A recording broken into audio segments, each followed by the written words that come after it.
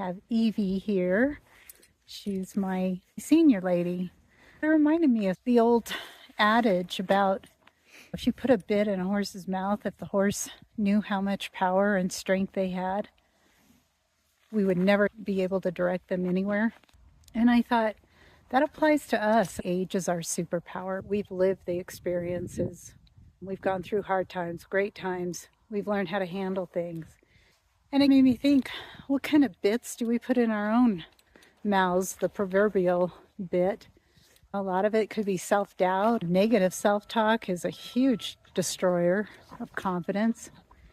Or we're just too old. I know I've heard people say it. I know you might have said it yourself. Oh, I can't do that. I'm just too old. I'm here to say, no, you're not. I'm in my mid-50s now. I retired early from a stressful career.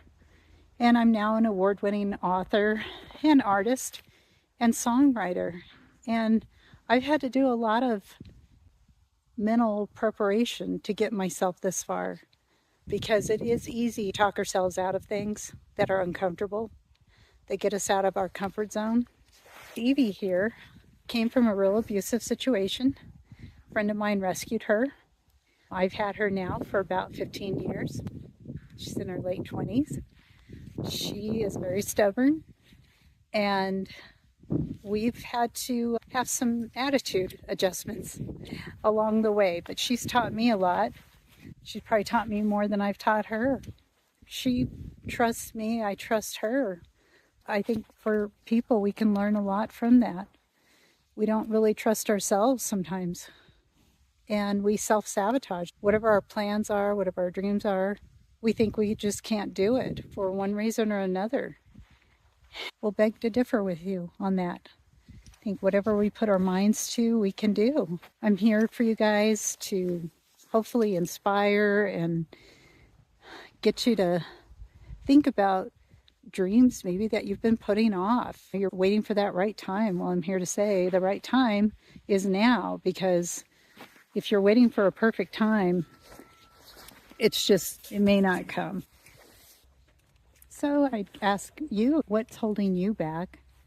What's keeping you from pursuing the life you want to live?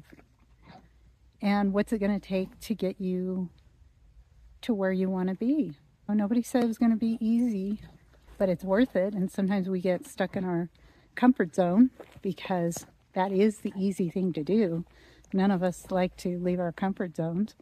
I know Evie here didn't want to leave the barn. So what keeps you from doing what you want to pursue? Everybody says, I don't have time. Well, when are you ever going to have time?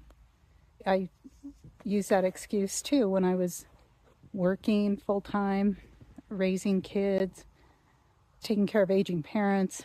It all weighs on you, and it takes a lot of time.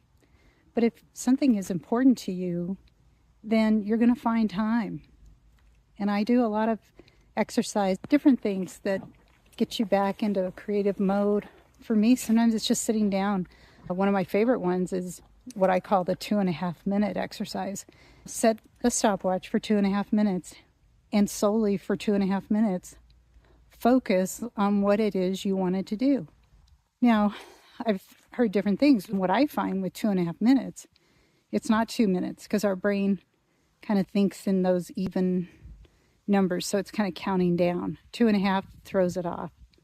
And focus on whether it's writing, then you're going to sit down and you're going to work on your writing project for 2.5 minutes solely. No phones, no TV, no radio, no pets for 2.5 minutes. And usually what happens is you will get momentum and you will want to continue doing what you're doing. So that's one of the little tricks I have. So let me know in the comments below what's holding you back from what you want to pursue. And I'll try and help you as best as I can with things, exercises that I've done that have really gotten me out of a slump. Sometimes I get into a writing slump. Anyway, hope you guys have a wonderful day. I'll catch you in the next video.